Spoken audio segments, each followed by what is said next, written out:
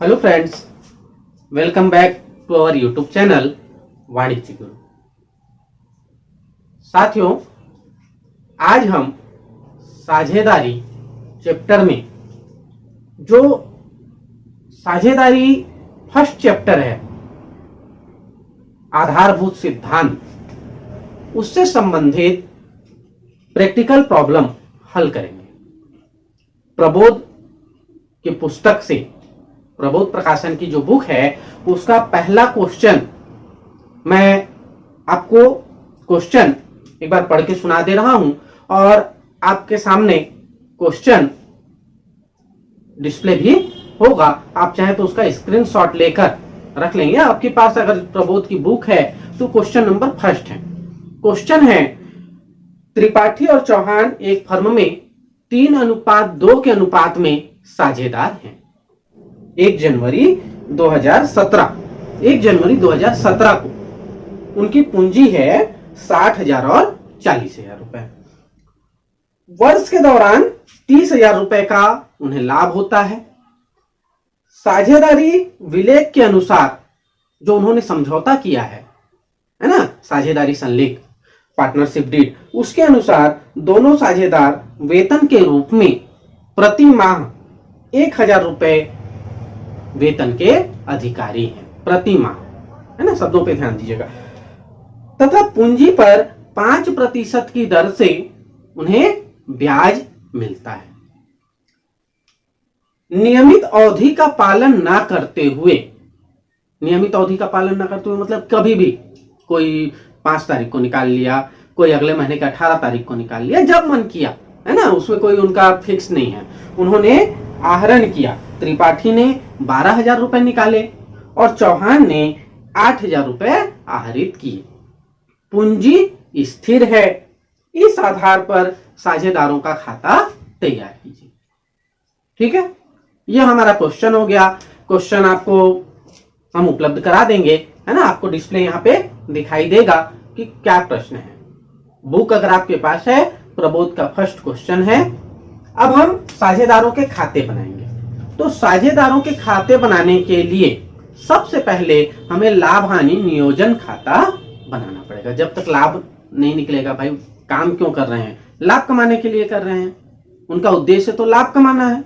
अब लाभ कमाने के लिए जो काम कर रहे हैं तो पहले उसी को वो बांट लें, है ना। पहला काम ही अपना हिस्सा बांटेंगे और हिस्सा बांटने के लिए हमें क्या करना पड़ेगा? लाभ हानि नियोजन खाता बनाना पड़ेगा। हम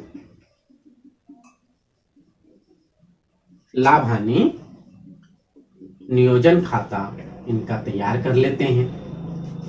लाभ हानि नियोजन खाते का जो प्रोफार्मा है वो आपको मालूम ही है। 2 साइड होगा, डेबिट साइड और क्रेडिट साइड। 20 से हम 2 पार्ट में से डिवाइड कर देंगे। विवरण, राशि और दोनों साइड सेम कॉलम होगा। ठीक है, इधर भी और उधर भी। ये हो गया विवरण, राशि, विवरण। लाभ हुआ है, प्रश्न को ध्यान दीजिएगा। प्रश्न में लाभ दिया हुआ है, सकल लाभ, है ना। तो यहां पर हम लिख लेंगे लाभ हानि खाता को। लाभ अमाउंट दिया है प्रश्न में, 30,000 रुपए का उन्हें लाभ होता है। ये 30,000 फर्म को कुल, है ना, लाभ हुआ। अब इस कुल लाभ में से, ठीक है, कुछ समायोजन हमें करने होंगे। ऐसा नहीं कि इसको घर ले जाएंगे वो लोग, इसमें से कुछ समायोजन होगा, उसके बाद जो बचेगा वो उन्हें मिलेगा। तो पहले क्या करेंगे? चूंकि साझेदारी समझौते में ये स्पष्ट उल्लेख है कि उन्हें ब्याज मिलता है, तो पूंजी पर ब्याज खाता से। ठीक है, पहला नाम है त्रिपाठी का और दूसरा नाम है चौहान का। तो त्रिपाठी और चौहान दोनों में पूंजी पर ब्याज का विभाजन होगा। इनकी पूंजी प्रश्न में दी हुई है 60,000 और 40,000। स्थिर पूंजी है, इस पर 5% की दर से ब्याज लगेगा। तो 60,000 का 5% हो जाएगा 3,000, 40,000 का हो जाएगा 2,000। इस तरह से 5,000 रुपए ये पूंजी पर ब्याज के हो गए। फिर प्रश्न में आगे दिया है दोनों को वेतन मिलता है वेतन खाता से। ऐसे ही दोनों को अलग अलग हम बांटेंगे, त्रिपाठी और चौहान। अब यहां पर फिर ध्यान दीजिएगा क्या है, 1,000 रुपए प्रति माह दोनों साझेदार वेतन के रूप में 1,000 रुपए प्रति माह प्राप्त करेंगे। तो 1,000 की दर से इसका हो गया 12 महीने का 12,000, इसका भी हो गया 12 महीने का 12,000, 12 और 12 24,000 रुपए हो गया ये। ठीक, तो ये इनका लाभ है 30,000 रुपए का, उसमें से पूंजी पर ब्याज की राशि निकाल लिए और वेतन निकाल लिए। ठीक है, अब प्रश्न में आगे दिया है आहरण के बारे में। तो एक चीज ध्यान दीजिएगा दोस्तों, आहरण जो है वो हमें इसमें लाभ हानि नियोजन खाते में आहरण नहीं दिखाना होता है। यहां हम क्या दिखाते हैं, आहरण पर ब्याज दिखाते हैं इस साइड। लेकिन चूंकि इस प्रश्न में आहरण पर ब्याज के लिए कोई समझौता नहीं किया था उन्होंने, तो यहां पर आहरण पर ब्याज के लिए कोई समझौता नहीं है, इसलिए आहरण पर ब्याज नहीं देंगे। ठीक है, प्रश्न में कुछ स्पष्ट नहीं है, यहां पर आहरण पर ब्याज का कोई लेखा नहीं होगा। इसके बाद हम टोटल करते हैं। तो देखिए, जब हम टोटल करेंगे तो डेबिट और क्रेडिट दोनों साइड का हम टोटल करेंगे। तो जब हम क्रेडिट साइड का टोटल करते हैं तो वो आता है 30,000 रुपए, और डेबिट साइड का टोटल करके जब हम देखते हैं, लिखना नहीं है, रफ में आप कर लीजिएगा, 24 और 5 29,000 रुपए। तो 30,000 रुपए अधिक है, तो जिस साइड का टोटल अधिक होगा उसे दोनों साइड में लिखेंगे। 30,000 रुपए अधिक है तो यहां भी और यहां भी दोनों को एक समान एक सिध में हम लिखेंगे। इसके बाद अंतर की राशि निकालेंगे। अंतर की राशि कितनी आई, 1,000 रुपए। अंतर की राशि कितनी आई, 1,000 रुपए। ये अंतर की राशि साझेदारों के किस खाते में जाएगी, चालू खाते में, क्योंकि पूंजी क्या है, स्थिर है। और जब पूंजी स्थिर होती है तो दो खाते बनते हैं, पूंजी खाता अलग और चालू खाता अलग। ठीक है, तो ये हो गया आपका त्रिपाठी का और ये हो गया चौहान का। दोनों में लाभ को 1,000 रुपए का लाभ है, उसको किस अनुपात में, किस रेशियो में बांटेंगे, 3:2 में। किस अनुपात में, 3:2 में, है ना। मैं यहीं पे कर रहा हूं, आप लोग यहां पे नहीं करेंगे। ठीक है, आप लोग रफ के रूप में करेंगे, मैं यहां करके मिटा दूंगा। तो 1,000 रुपए में त्रिपाठी का हिस्सा होगा 1,000 का 3/5। 3/2 का मतलब है 3/5 और 2/5। चौहान का होगा 1,000 का 2/5। यहां पे नहीं करना है आपको, है ना, रफ में करेंगे। तो इसका हो गया 600 और इसका हो गया कितना, हो गया 400। ये इनका लाभ आ गया 600 और 400। क्लियर है। ठीक है, ये ऐसे ही बस दिखाने के लिए आपके लिए, इसको आप रफ में करेंगे, यहां पे नहीं करना है। इस तरह से ये हमारा लाभ हानि नियोजन खाता तैयार हो गया। लाभ हानि नियोजन खाते में देखिए हम क्या किए, लाभ लिखे, पूंजी पर ब्याज प्रश्न में दिया है, समझौता है, इसलिए यहाँ पे उसको निकाल लिए, कैलकुलेशन 5% कर लिए। यहाँ पे 1,000 रुपए पर मंथ वेतन है, तो पर मंथ के हिसाब से 12,000 रुपए हो गया। और फिर बाकी जो बचा अंतर की राशि, उस अंतर की राशि से हम दोनों का लाभ निकाल लिए। प्रश्न में दिया है कि 3/2 में बांटते हैं, तो 3 और 2 के अनुपात में 6/4 उनको मिल गया। अब आगे यहाँ काम हमारे यहाँ खत्म नहीं हुआ भाई, काम अभी बाकी है, पिक्चर अभी बाकी है मेरे दोस्तों। अभी हमने लाभ हानि नियोजन खाता बनाया, अब आगे हम क्या बनाएंगे, साझेदारों के पूंजी और चालू खाते। ठीक है, कैपिटल अकाउंट और करंट अकाउंट।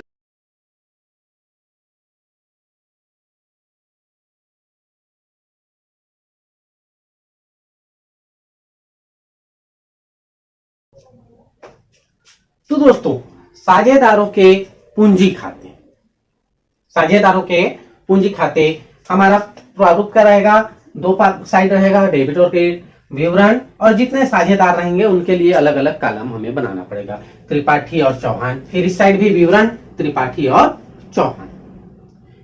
प्रश्न में दिया है, डेट भी दिया है, डेट का कॉलम बना सकते हैं आप, है ना। यहाँ अपने पास जगह कम है इसलिए मैं डेट का कॉलम नहीं बनाया हूँ, आप डेट का कॉलम बना लेंगे। क्या है, उनकी पूंजी 1 जनवरी 2017 को 60,000 और 40,000 है मतलब पहले से है। पहले से है का मतलब क्या है कि बैलेंस है उनके पूंजी में। तो हम लिखेंगे शेष लाया गया त्रिपाठी का 60,000 और चौहान का 40,000 रुपए। ठीक है। अब प्रश्न में दिया है कि पूंजी क्या है, स्थिर है, फिक्स्ड है। फिक्स्ड है मतलब इसमें कोई चेंजेस नहीं होंगे। चेंजेस नहीं होंगे तो हम क्या करेंगे, इसका टोटल कर देंगे। इसका यहाँ पे आप टोटल कर दीजिए। ये हो गया 60,000 और ये हो गया 40,000। इस साइड टोटल दोनों साइड का बराबर होगा, तो इस साइड 60,000 और 40,000। ये अंतर की जो राशि है ये बैलेंस है, तो इसको शेष ले जाया गया।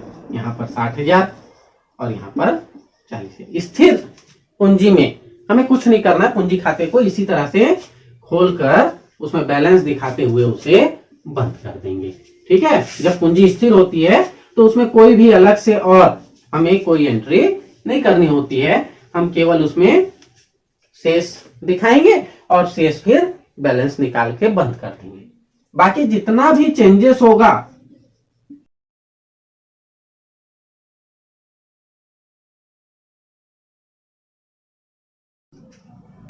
साझेदारों के चालू खाते, साझेदारों के चालू खाते में अब हम क्या लिखेंगे, तो ध्यान दीजिएगा, है ना।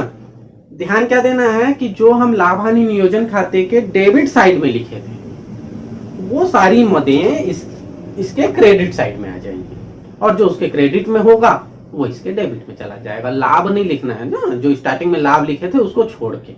ठीक। तो क्रेडिट साइड में हम क्या लिखेंगे, पूंजी पर ब्याज। क्योंकि इस खाते में कोई बैलेंस नहीं दिया प्रश्न में पहले, इसलिए बैलेंस नहीं लिख रहे हैं। अगर बैलेंस रहेगा तो वो लिखेंगे, पूंजी पर ब्याज। ठीक। त्रिपाठी के में 3,000, चौहान के में 2,000। ये पूंजी पर ब्याज की अमाउंट हो गई। फिर वेतन,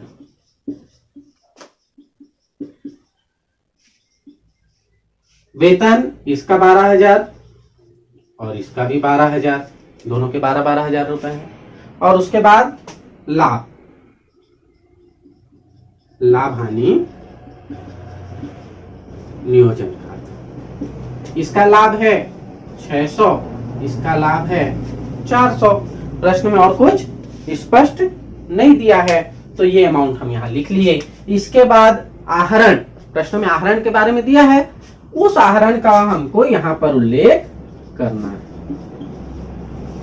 आहरण खाता से 12,000 रुपए त्रिपाठी का आहरण है और 8,000 रुपए चौहान का आहरण है।